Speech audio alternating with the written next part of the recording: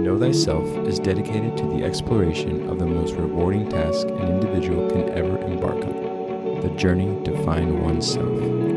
Our intention is to investigate the universal principles that have equipped our species to seek the treasure of all treasures, self-knowledge. With your host, Daniel Pawinski and Eduardo Manteca, this is the Know Thyself podcast. Right. Game on. Welcome to the Know Thyself podcast. I'm here with Daniel. Hello. How's it going, man? I'm Eduardo. And today we will be continuing our discussion of Mission of the Soul. Last week we were on step 2 of the process of alchemy with dissolution. And so as we've broken this up from the 7 steps of alchemy, or 7 stages, we keep going through the structure of the soul and, again, the mission of the soul. And more specifically, what we want to bring today is a cycle of necessity. And so I really enjoyed reading a lot about the cycle of necessity, kind of giving me sort of a container in order to understand what is really occurring when it comes to maybe our understanding of reincarnation of the soul, or where the soul belongs and what stage it's on its way back to the astral realm. And so there's a lot of details in this, but it's pretty straightforward as far as like what it really takes for the soul to make its journey and how it's fueled by its energy, and hopefully an energy that comes from love, right? In Mission of the Soul, we briefly brought up the cycle of necessity and didn't have a lot of time to cover all that it entails. So this episode will be dedicated to really kind of breaking down the idea of the cycle of necessity and what the soul is going through from the astral realm onto Earth, I should say. I'm not really sure. But I will let you kind of do a better job at No, I think that was perfect. That was a perfect introduction, man. And that's exactly what we're doing today. It's really the second part of the Mission of the Soul, which was what we did in between the 2 episodes on alchemy. And we'll kind of continue this conversation about the mission of the soul, because really with the mission of the soul, we're really studying the science of the soul. And with alchemy, we're really studying the science of transformation. Okay. Right? So we're going to kind of learn them coexisting together. That's awesome.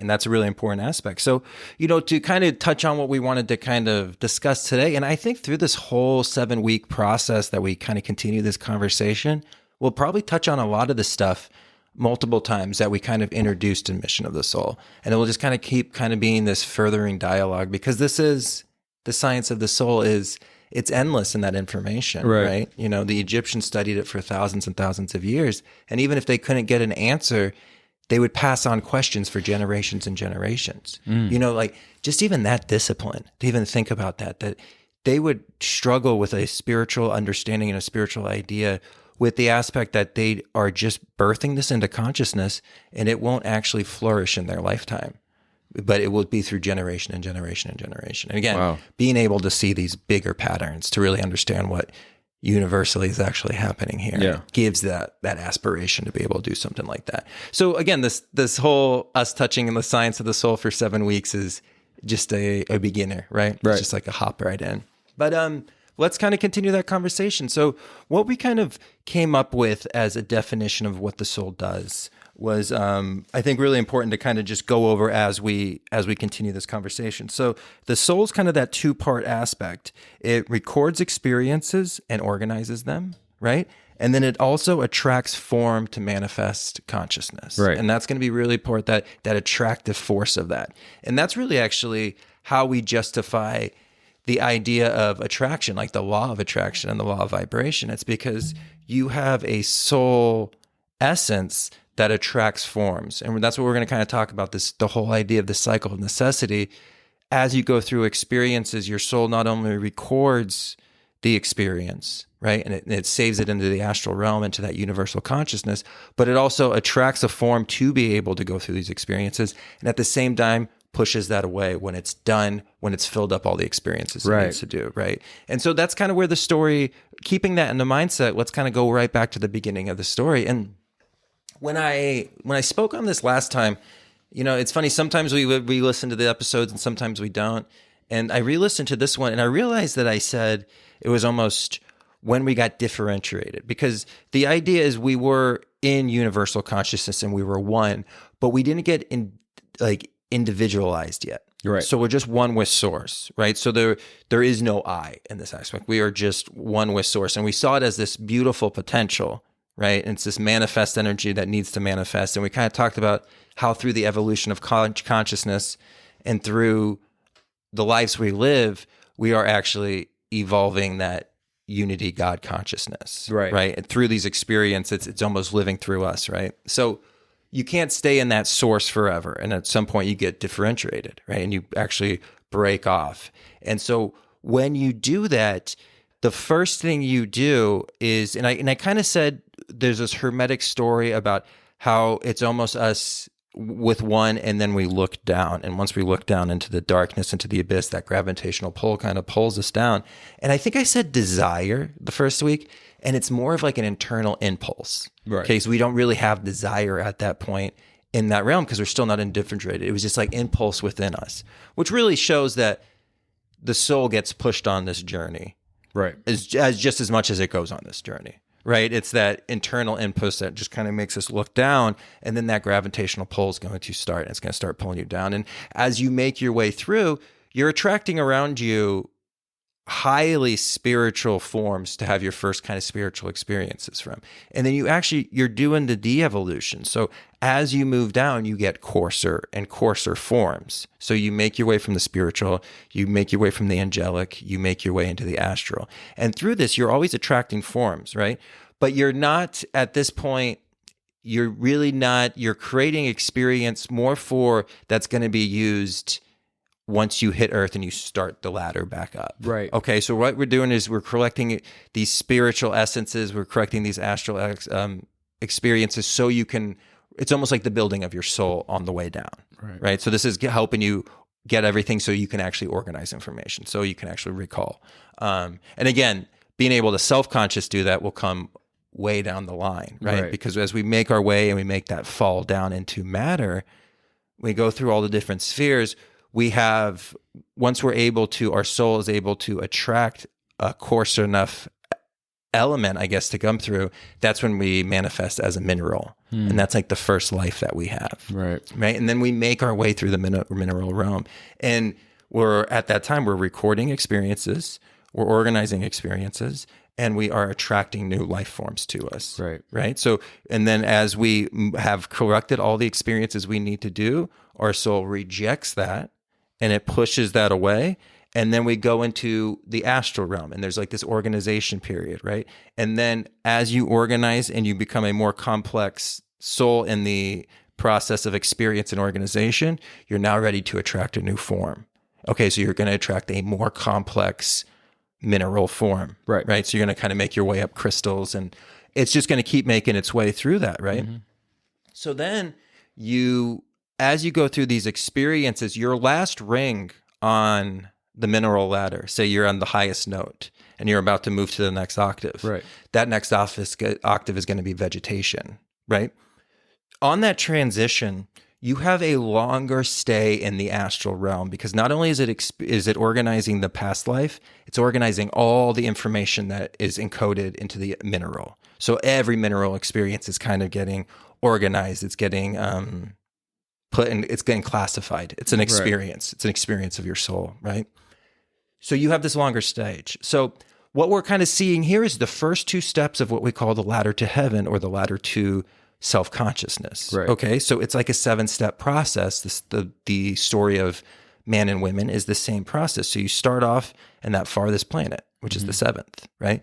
And then the next stage is that elongated stage of the astral realm where experiences are being organized, right? And you're making that happen. It's such a fine organization because you're about to jump up an octave and you're about to attract to yourself a more complex life form. Right. And you can only do this through experience. All knowledge has to come through experience, right?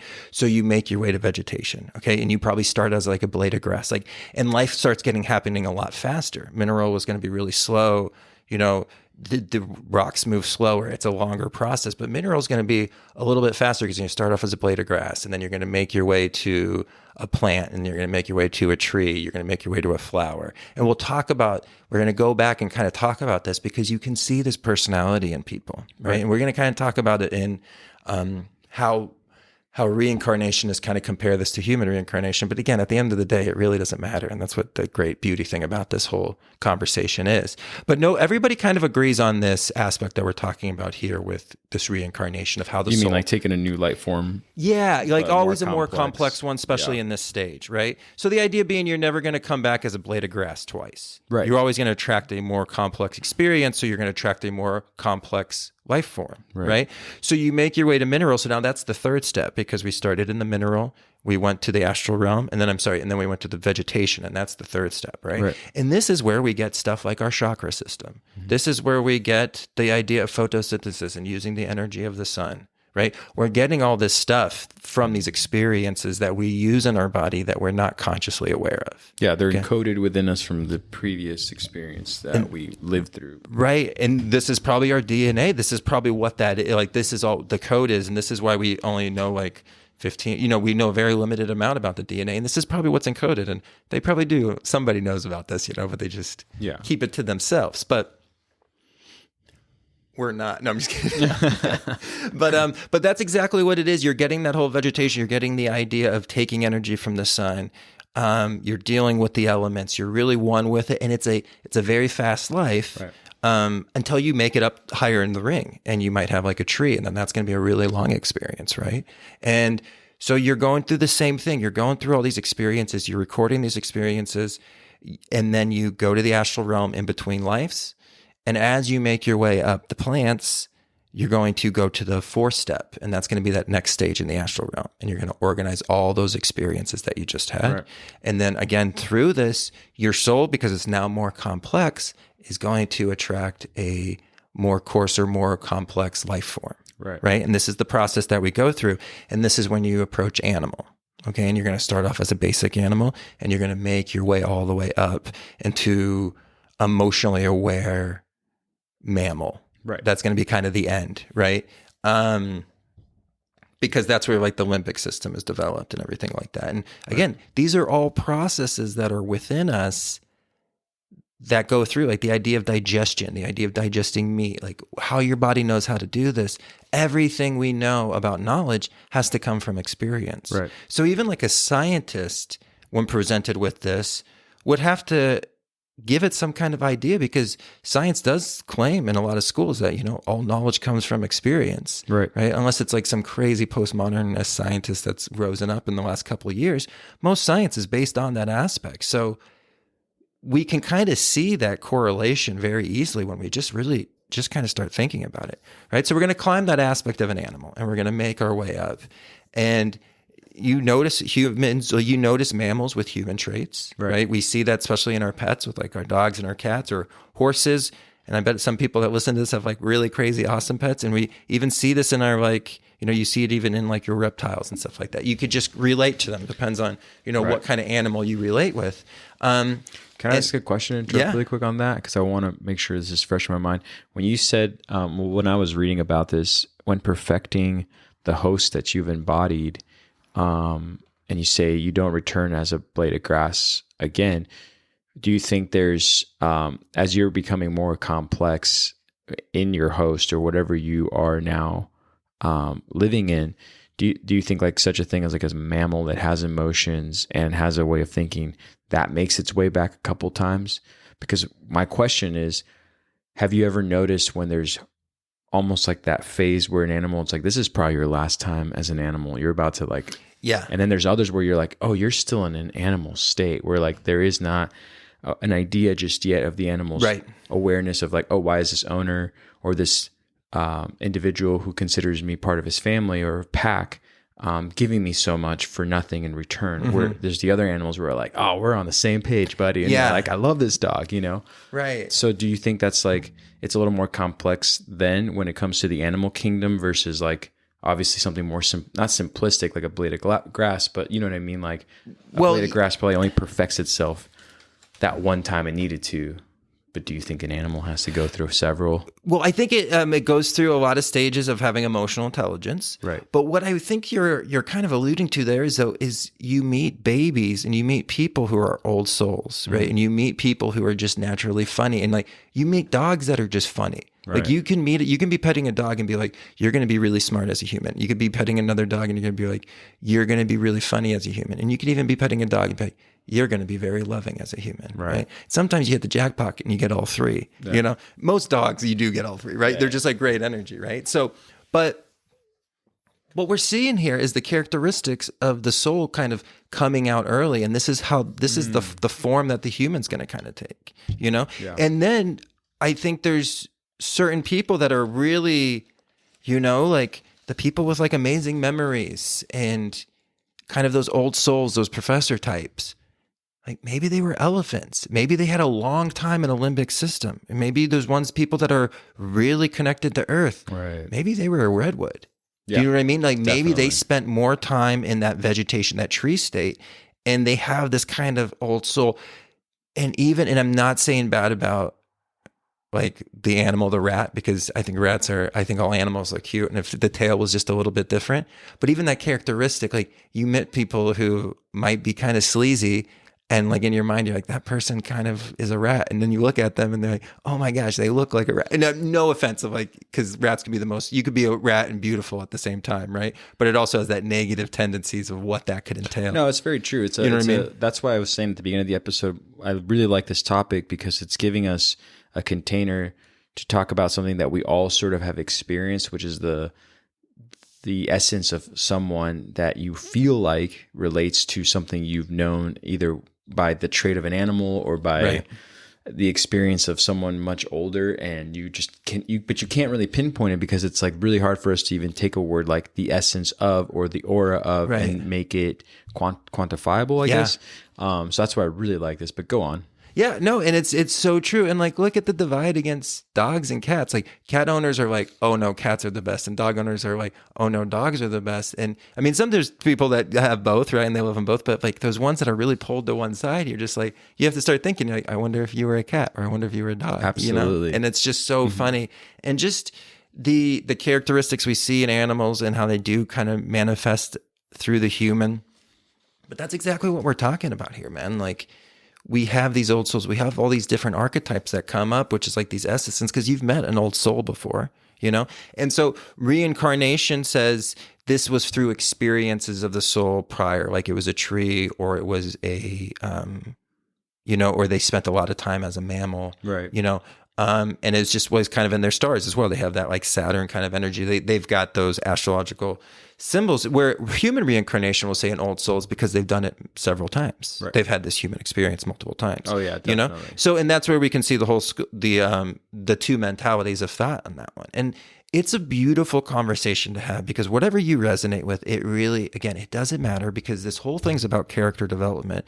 Even if we believe in human reincarnation, you don't want to keep coming back. You want to be figuring out what you need to do to make it to that next level. Right? So we have the West, old school West, that really kind of believes that you have one human life. And then we have the East who believes you have multiples. But at the end of the day, the game's the same. Right. So we just always continue with character growth, you know, spiritual evolution and sharing the idea of love, you know? Absolutely. And that's kind of what motivates this whole thing forward.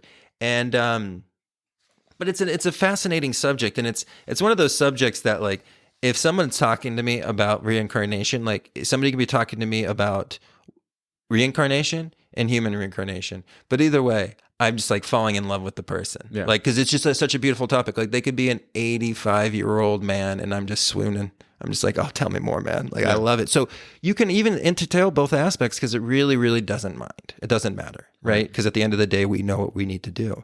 But it's such a fascinating thing when we're kind of thinking about reincarnation because even like, and again, we're kind of really putting on that third eye when thinking about this. And I'm just kind of throwing out theories here, but it's something that's come to my mind before. And you think about, and it might be my history background, you think about when a civilization is expanding, right? Especially like, I kind of think about being an American history student for so long. I think about the expansion westward and how we had to to put the railroad through and to put the highway system through. we had to use dynamite to blow up mountains, right? So anytime the civilization expands, it kind of breaks up minerals. And then what do we see, 50 years, 100 years down the line? We see populations rising. And I'm not saying that it's completely related to it, but it would make sense as expansion, as we move outwards, we have to break up the earth, which breaks up the minerals, which starts more souls on the journey. Absolutely. Does that make sense? Absolutely. You brought this up once and we were having a fun discussion about this, but you're like, well, you can always correlate like what you just said. We'll take an example of the time where the westward expansion is happening at a rapid pace and there is this, annihilation of certain natural resources, but then you get men in abundance who are more integrated into the earth and what it has to do with the earth, like the gold rush, that you have people who are putting their hands into the soil and the water, but might have already came from a place of like having that experience a long time ago. You know what I mean? I think that's what you and I discussed a while ago. I could be making that up, but I kind of remember you saying like, no, you'll see like the trend of like, there's this group of people or this sort of cultural influence that probably derives from like where that region was open to giving more energy to souls to come and have this experience, and people just have a know-how that you try to question about. You're like, well, how do they even know how to be there or go there? It's like the same thing to say with, say, natives in a jungle or in the Amazon. It's like, well, so many trees and so many animals have fallen who already had a way of coexisting. I'll say it just because I can't say the word. But then as they move on to the next phase and they finally reach like this human form, the human form already has all the knowledge.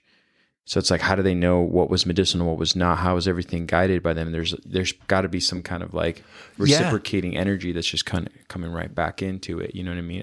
At a rapid pace. Yeah, no. And that's, again, man, that's, especially being a student of history, and we're kind of talking about it. Nietzsche, when he was explaining history, it was a total can opener for me, because he explained you study history to understand the consciousness that you're a part of being a human, and how you're imprinted with that consciousness as well, too. And I really think that's kind of that force that almost comes with that ego, that life force. And that's where we get the perennial philosophy from. That's where we don't only get the idea of like what's medicinal and what's not, but also the idea of symbols and the idea of these stories like the hero's journey and that DNA encoded information. So not only are we taking in our human experiences, but we also are sharing in to that almost that Akashic records almost of this perennial philosophy and like the records of the world. And that's kind of why you actually study history, to understand the consciousness that came before you. And that's why it's important to understand world history, but also your cultural history, because it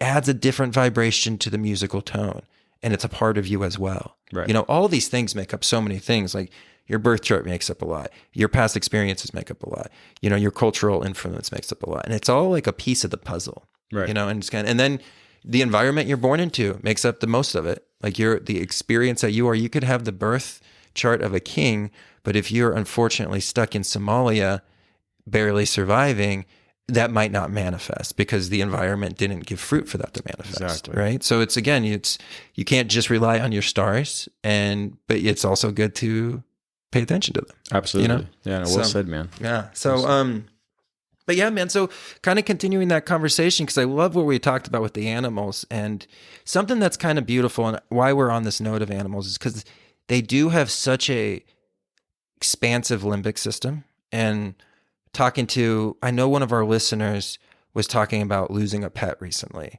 And we have these pets that are almost like familiars to us, right? Mm-hmm. And they're just like, no, that's my like soul's expansion. And a really beautiful thing that I heard once in a conference, actually from the light.org. So it's the mission of the soul, that chapter we're looking from, the Brotherhood of Light. When I was at the conference, one of the individuals who really works on the back end, like he organizes all the tests, because if you pass the test, you get into these like secret documents that are insane. I motivate everybody to go and join that organization so you could take and get those secret documents because they're amazing. But the guy that kind of organizes this, really highly intelligent, very highly intelligent. Probably has an interesting Mercury who's so highly intelligent, that they don't even communicate as well sometimes because there's just so much going on in there. Of course. Right? Him and his wife, they do like all the organizing and the bookkeeping of it, but you could just feel it. There's just like so much information just like radiating up there. And he did a great presentation, right? But he did this one thing that talked about, and it really stuck with me. He was talking about pets, and he was citing an occult book. So he was actually citing an occult book, but they were talking about how this final stage of going into the astral realm and waiting to become human, that sometimes, and again, this is what he was speaking about, but we're kind of talking about abstract things today.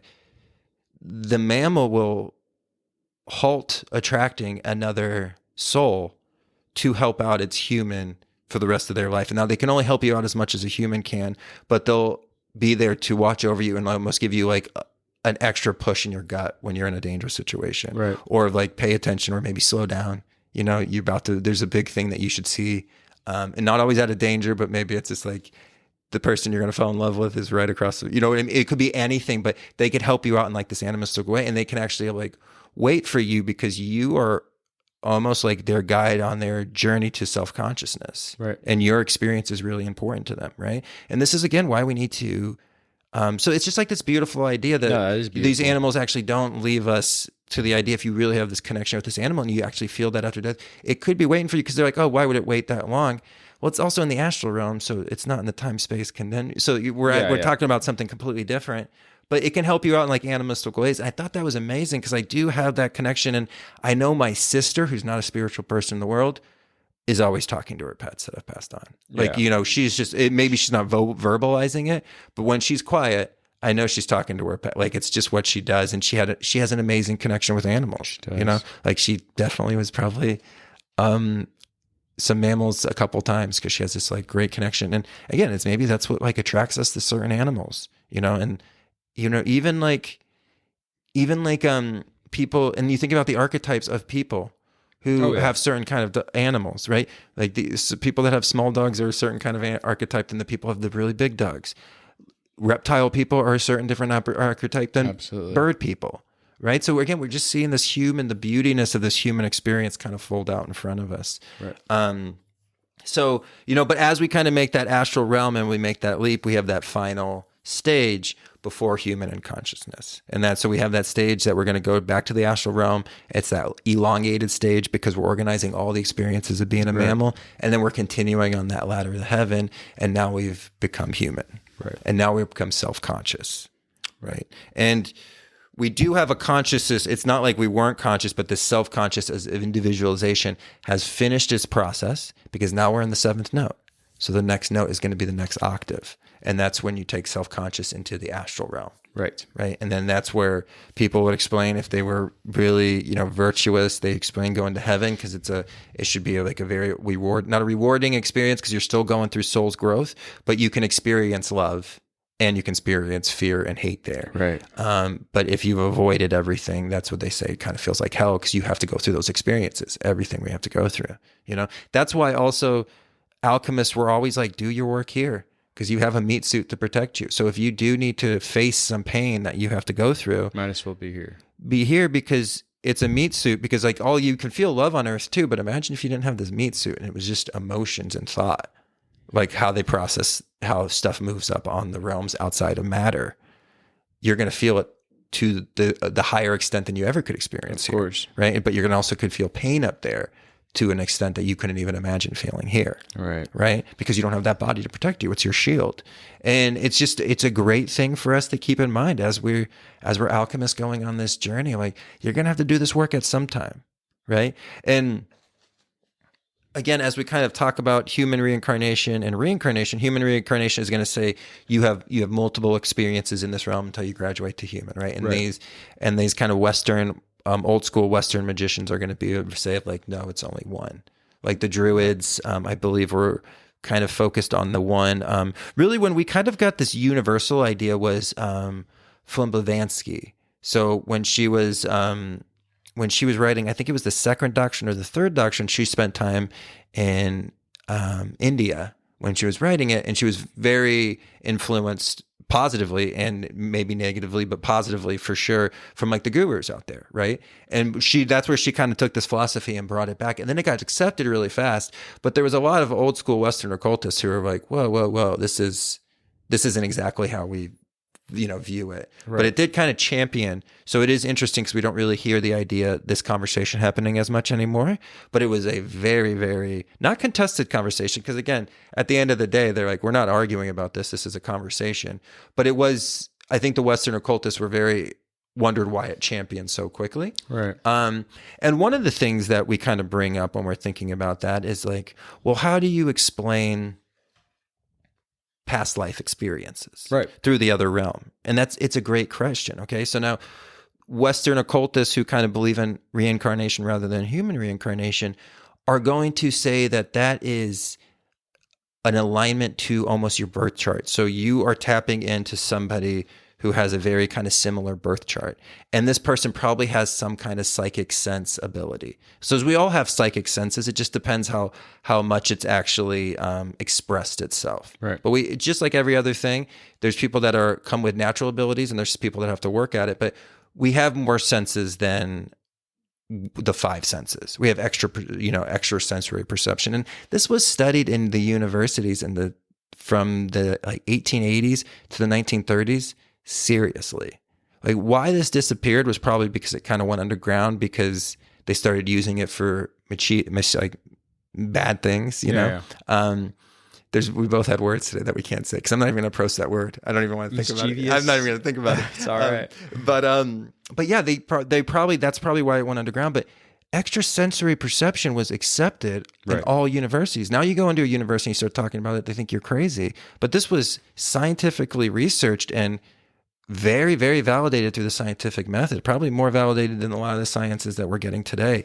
And so what they think of these birth charts is when people kind of tap into past lives is they probably have some kind of clairvoyance, clairaudience kind of ability where they, from their vibrations of their birth chart, they can actually vibe into another birth chart and kind of see that reality and actually see the experiences. They can go through it.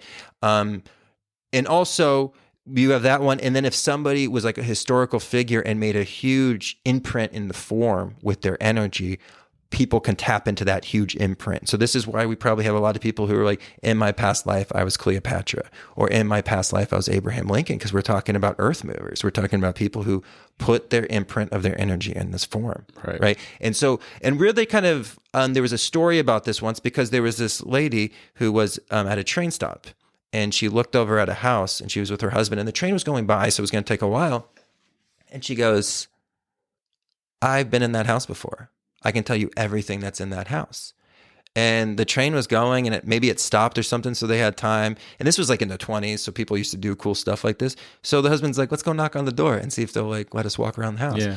They walk around the house and it was exactly like the girl described it. Right. So she goes home and she starts telling her friends about it. She publishes it in the newspaper. Everybody's really ecstatic about it because they think they validated past lives. Well, her friend does a little research on the house and it finds out that the house was built after she was born. So how did she have this understanding? Well, she probably had this understanding. She probably had a very similar birth chart to somebody that was in that house at some time and was able to, being in that cross proximity with her clairvoyance, was able to tap into that energy because she was close to that vibration. Right. And again, it doesn't really, like, if that's what explains these, because I believe people who have these past life experiences, you know, and I believe they actually have these, and I believe in clairaudience. I believe in clairvoyance. There's all the psychic senses I know to be true, right? So it just kind of depends again on what your cup of tea is on it. But it's very interesting when you think about the idea of the birth chart, because the birth chart really is, it's almost like a circle xylophone that hits those notes. Right. And when your vibration corresponds to another vibration, if you have that psychic ability developed, either, you know, consciously or subconsciously, you can tap into that vibration and actually kind of see through those eyes and experience that experience. Absolutely. Which is fascinating, right? But then you think if we did have multiple lives, there's probably those individuals that have that sensitivity to that psychic sense and that finer substance. They're able to maybe tap into those past lives too. So again, it's how we validate these experiences, because we're not afforded the science anymore. The science was available at one time, but we're really not afforded it. And when you kind of talk about this, people are like building your tinfoil hat for you. Yeah. They just like place it on your head and you're like, actually, this fits you. Right. Right. Well, I think this kind of relates to something that we've talked about before, but we're most likely, of all the steps we've taken forward, are learning to take steps back, because by taking too many steps forward, you come with things like definitions to words that we don't understand yet ourselves within our subconscious. So we make words like coincidence, right? Or we make words like, or even just the word past life, because you're now like finding a way to segregate or like subcategorize such a universal experience we can all have and agree on, like instinct, right? So we gave that is an instinct, a definition and a name.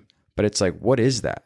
Mm-hmm. You mean that contraction of your gut, the feeling inside behind your heart that sort of gives you a quick alert that then makes you pay attention in a way that you haven't necessarily focused just your attention onto just yet, but now you're 100% on.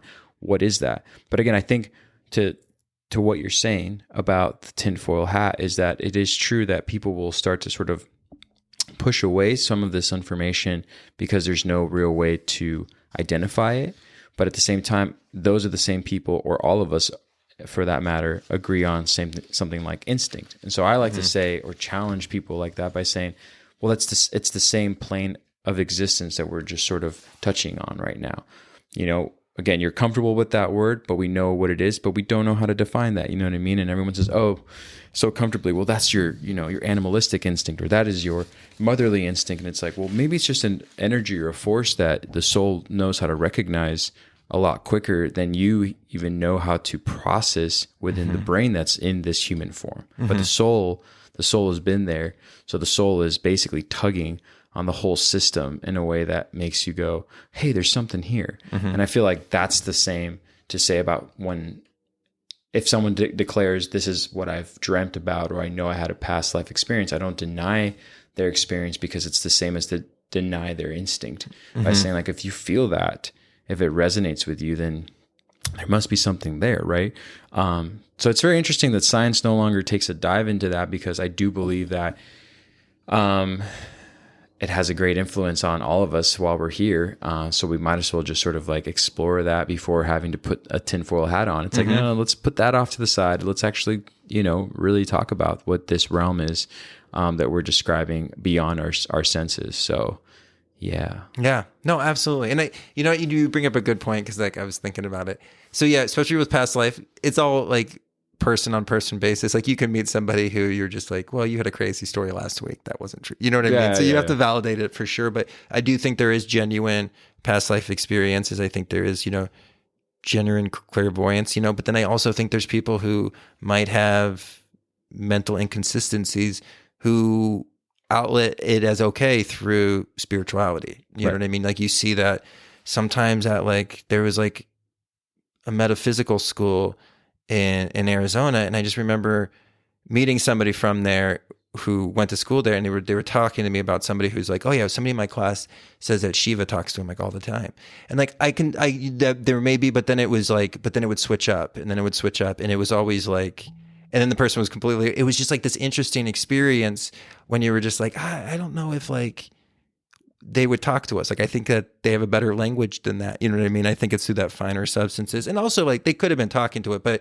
you always want to use digression on everything. Totally. Right? Yeah. So it's just kind of something that we kind of want to always think about. And be critical with all spiritual stuff. Everything in the spiritual science can be proven through experimentation. Right. You know what I mean? And it's just it's a beautiful process when we do apply that analytical subject to it.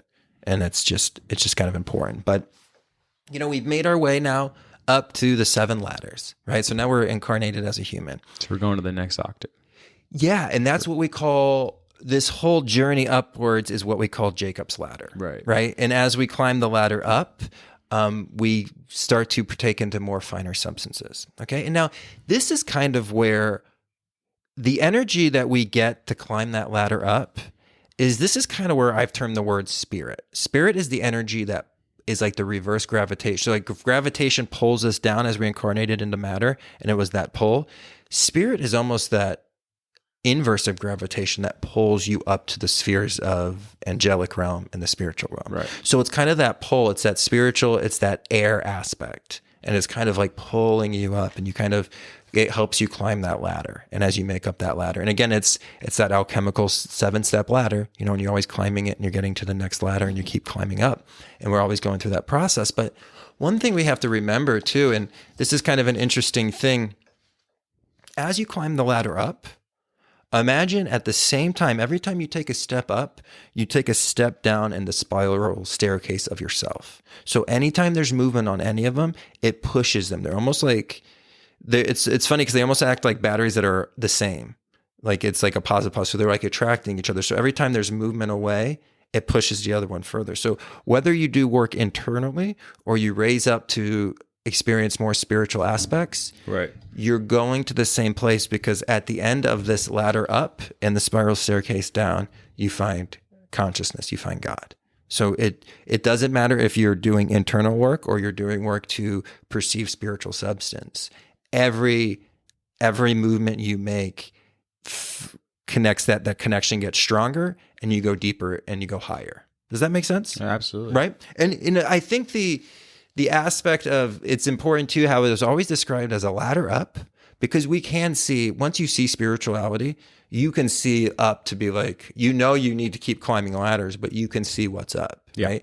Where the self is more of a spiral staircase. We don't really know what's coming around the corner. And that's kind of what the self is all about. And that's the whole idea of shadow work. That's the whole idea of dissolution, like what we were talking about. And we're going to continue that conversation, because understanding the subconscious is understanding that perennial philosophy, understanding that God aspect, right? It's that intuitive, everything that our soul was to this point. It's the pattern. You know what I mean? So as we go up, we also go down. Right. And it's that aspect, and it's like this mutual alignment that kind of happens.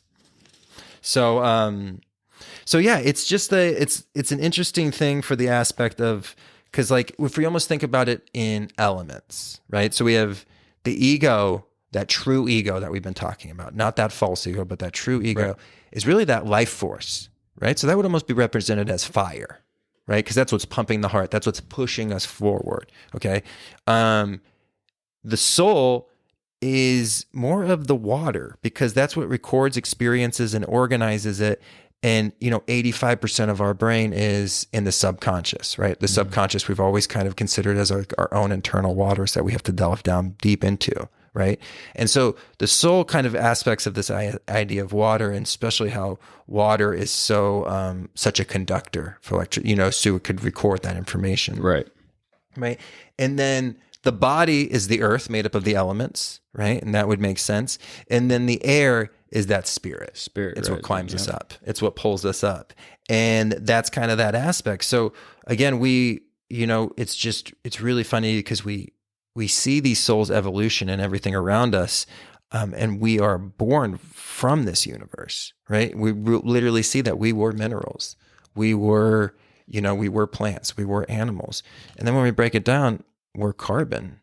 Like everything's carbon. Like we are from the universe. So again, it's this idea of reconnecting with that, and then using that spiritual energy to climb us up that ladder. And also that spiritual energy gives us the courage to go deep down inside through the spiral staircase. Right. Because it gives you, it's that finer aspect of air. It's spirit, Absolutely. It's what makes us breathe. It's what makes this whole system go. And again, it's the most important element when it comes to manifesting and maintaining life, right?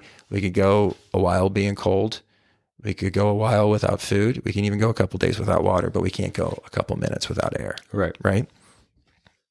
So yeah, it's really kind of just interesting when we kind of even just think about the whole cycle. And I've got a really interesting aspect when we're talking about this, just because we did kind of mention the Druids, and I found this really great passage in this from an old Druid, not really a text, it's more of a recite. So the Druids, very interesting, did not write down their philosophy in books. Their philosophy, their writing, they had writing, but it was only for record keeping and like money transactions. They felt that sacred knowledge did not belong in books. They felt that it was spoken word, and that's why they would speak this around campfires. And you would have these druid priests who were just libraries in themselves. Everything had to be remembered. They would remember a lot of stuff in parables, right? But we don't have a lot of concrete information from the druids. A lot of this stuff comes from like Roman historians and stuff like that, and the little druid sects that stayed alive because they were definitely decimated at one time to get kind of pushed off their land. But they had all this magical stuff. And just really quick, the books that they did have, they would collect leaves from the woods, and every leaf was a different letter. And then they would string the leaves with twine, and it would be this really, really long connection. And then you would walk through and feel the leaves. And if you knew the language, you could get the lesson. But that was the only way they recorded spiritual. Because like, if we're going to record the secrets of nature, we're going to use nature. And that's where you use the term leaf of a book from. It's actually from the druid leaves they used to do. So that's awesome. I mean, that's right off the bat. But I've got this great thing that they wrote about, and they called their human reincarnation, they called it transmigration. But this is just a really beautiful way. So it says, I died as a mineral and became a plant. I died as a plant and rose to animal. I died as an animal and I was man. Why should I fear? When was I ever less by dying? Yet once more I shall die as a man to soar into the blessed realm. And such a beautiful way to look at it. Man. Because like we have to think about that. This is what this actually does is it solidifies the idea that we've had death and rebirth. And you think about the fears that we have. And of course we have this fear of death, but again, what were Masons, like the famous ancient Masons were always spoken like, why do you study the craft? And they said, because I want to know how to properly die. And I just think that's such a powerful thing. And I'm just kind of seeing through the notes. It's just so interesting. And then when we think about this animal influence, and then you think of the totems in the Native America, especially in Native America here in the United States, a lot of those cultures had those odes to animals, and their names were after animals, and their characteristics were after that. And again, you see that, right? It's very much apparent. So, but the transition between, one host, or I don't know why I keep calling it a host, but you know what I mean by a host, like the embodiment of this, of what the spirit is embodied into. When it transitions from animal to being, we like to think of it, I think in modern times, as such a massive transition, even though it's so close to home. It's like, oh, well, I'm so much more intelligent than this animal, based on the information that I'm being born into. So right now you're born into this era, you're going to be indoctrinated to all this informatics and all these things that we've accomplished over hundreds of years. Mm-hmm. But without that information existing, you would never not think you're just a fraction of the evolution of that animal. You would actually accept it and not feel as though to be insulted by your level of intelligence or acquired evolution as a species. You see what I'm saying? So like Native Americans didn't have that because they're not using any kind of intense comparisons where like we are so much more than the animal. They were already at peace where they're like, no, like I'm just a hair away from being that right. a while ago. And they were okay with it. They made peace with that, where I think a lot of people have worked really hard to eradicate that connection. Oh, wow. Yeah. You know what I'm saying? To be like, no, we are these acquirements that we've had over, my father and my father's father. And it's like, but okay, yeah. But those are just like small things that they have accomplished over an extended period of time. That's not what, like if I asked you to make this calculator from scratch, could you? And the answer is no. Mm-hmm. But do you and a bear share the same instinctive characteristics as for survival? The answer is yes. You know what I mean? So like, I feel like they didn't deny that. And we have done a really good job at like sort of avoiding that. Yeah. Altogether. But it's like, no, you might learn something here. But anyways, I'm going off. No, I loved it, man, because one of the things you brought up about the Native Americans, not only did they recognize it, they embraced it. Exactly. It was part of their culture. It was part of their history. It was part of their lore, know, and that's what makes it so beautiful. And again, that's why we see this in mythology. We see this in all these spiritual studies, right? But I did find this cool quote from this Druid book. So please, no, I want more. Right? It's so each atom, an evolving life, each blade of grass, a potential soul. And that's kind of what we see. And when you really start looking at nature as potential souls, you really do kind of get a it reevaluates how you treat everything, you know? And so like Druids really felt that consciousness was essentially the same, separated only by difference of accumulated experience. So they thought all consciousness was the same, just separated only by a difference of accumulated experience. That is, humans have been less complex things at some point in the past. An animal of a tree differs little from our own, just in complexity and concentration. Right. It's like so this is exactly what we're talking about in Western. So again, Egypt was finding the same things as the Druids and the Gauls Islands, right? So this is like this universal idea and this like evolution. But one thing that this brings up too is how we treat and so like this is really where actually when you get into the conversation about like factory farming, and again, factory farming is discussing like whether you eat meat or not, like you're totally fine either way, but we can all recognize that factory farming is not good. Even meat eaters can be like, yeah, I wish we could do it different, right? And we can't, like if we could go back to husbandry, and we'll kind of explain why husbandry was the case, but let's kind of explain what the process of factory farming is. What are we taking into these factory farms? Highly complex organisms with limbic systems. What are we having at these things? Traumatic events, just fear and death. Right? These are future souls. So when we're doing factory farming, and I know that people are like, oh, but it's money, money, money. I need to be able to get a $1 hamburger at a fast food restaurant. But do we understand the trauma that we're putting on souls? Because if this is true, they're following up that ladder. And a cow, I don't know if you ever spent a lot of time with a cow, look into a cow's eyes. Oh, yeah. It's pretty close. There's a reason why it's sacred in India. It's secret. Right? It's sacred. I just look in the eyes. A pig. Pigs are highly intelligent animals, okay? And even like a chicken, like I know that it's not as intelligent as the other ones and it's a bird, but still it's recording these experiences. It can perceive fear. It can perceive anxiety, fear. Right? Sure. That's one of the earliest things we're going to be able to do is perceive fear. So this is sitting inside them. Right. And this is what we're giving birth into the future generations, right? And so again, and I'm not making a thing like, hey, meat eating has to stop, but like that process, like if we could get back to husbandry, I feel like vegetarians would be okay with that. So husbandry is the idea is you make an agreement with the animal, right? And you're like, hey, I'm going to take your life at one point shorter than you normally would, but I'm going to make sure you have food and water, and I'm going to take care of you, make sure you're not cold, and take care of you until that time, right? And again, if you're like really anti-meat and you're like, just shut up, Dan, just like fast forward. Like this is important. This relates back to the connection that I'm saying about the Native Americans had with animals, where there was an agreement of the trade-off. But go on, I don't want to cut you off. Right, and like when the hunter is pulling the bow, and we talked about how he makes a prayer for the spirit to leave the body of the buffalo before it pulls the arrow so it doesn't feel the pain.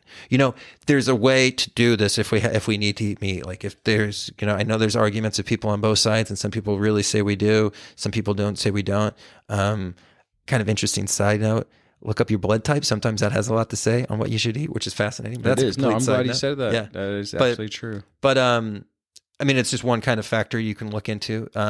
But when we have this fear system, like, could this be why, like, the souls that are coming in, like these kids are, like, we're having more depression and we're having more social anxiety problems than we've seen in the past? Like, and I'm not saying it's not their environment either, because these kids are in this terrible environment. They're stuck on technology all day long. Again, no harm with technology, but, you know, in all things, not too much, right? So they have no regulation on that.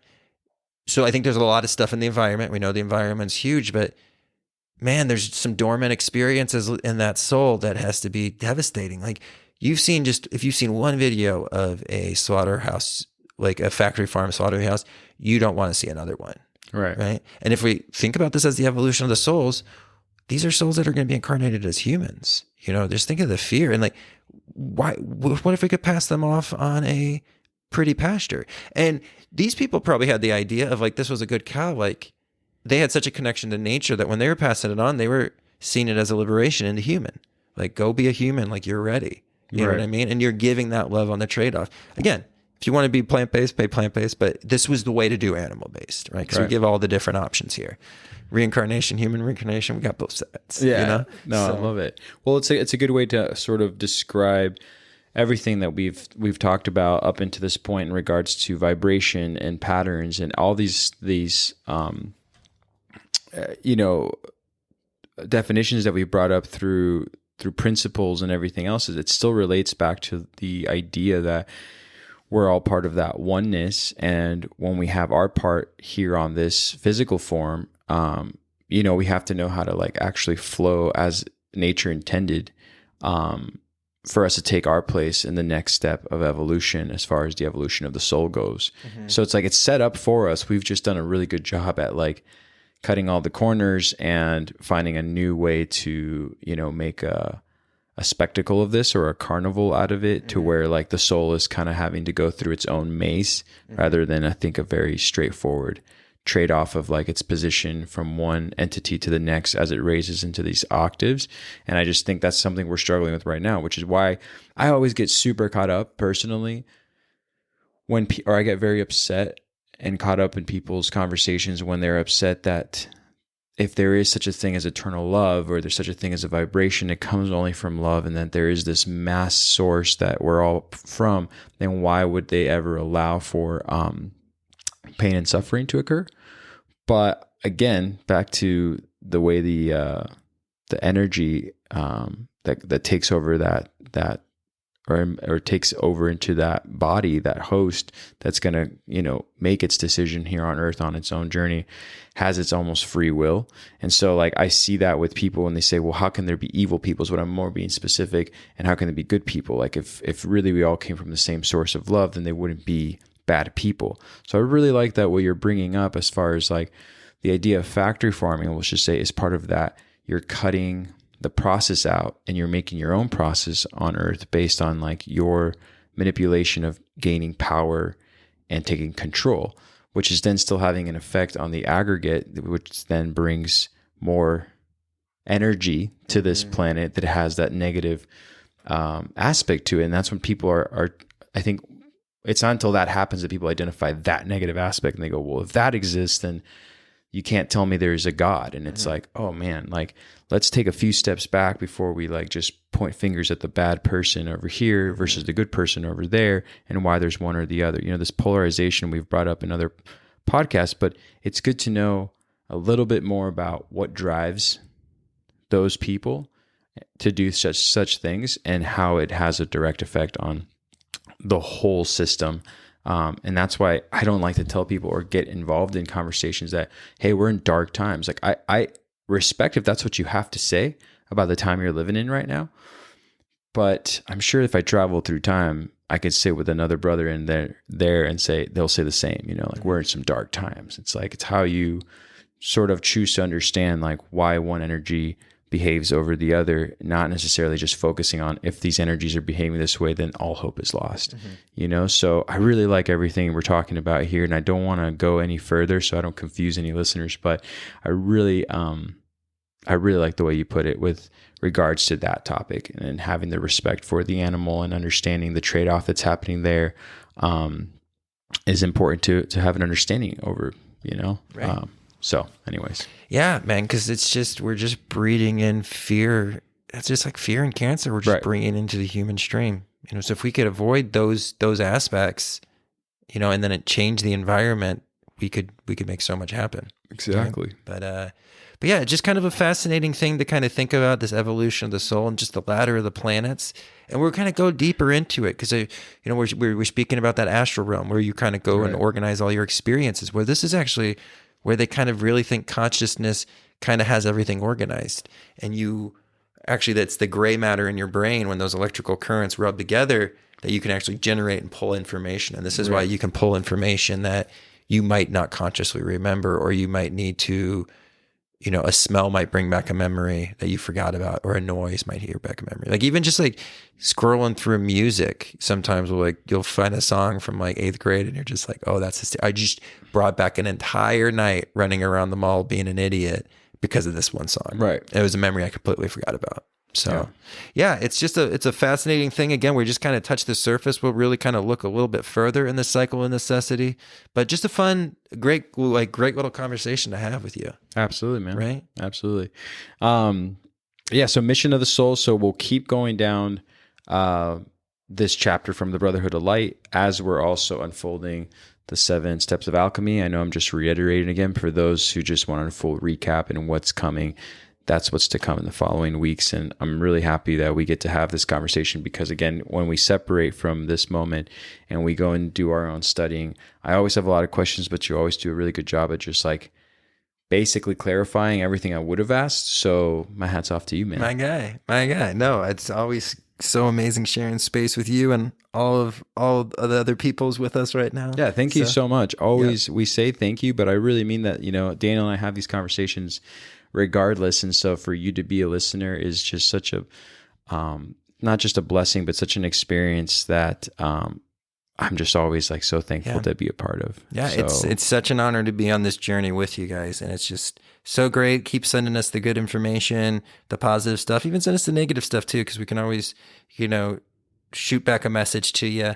But one thing we did want to say, because Johnny, who is the smartest, and he's just like, hey, every time you guys get a review, it shoots out the podcast into the interwebs or something. I don't really know how the interwebs work, but I guess when you leave reviews on places, it's really good for us. And so if you guys don't mind, on wherever you listen to podcasts, and if you're just bored at work killing time and you want to look up other places that podcasts play on, please give us a review. Absolutely. Right?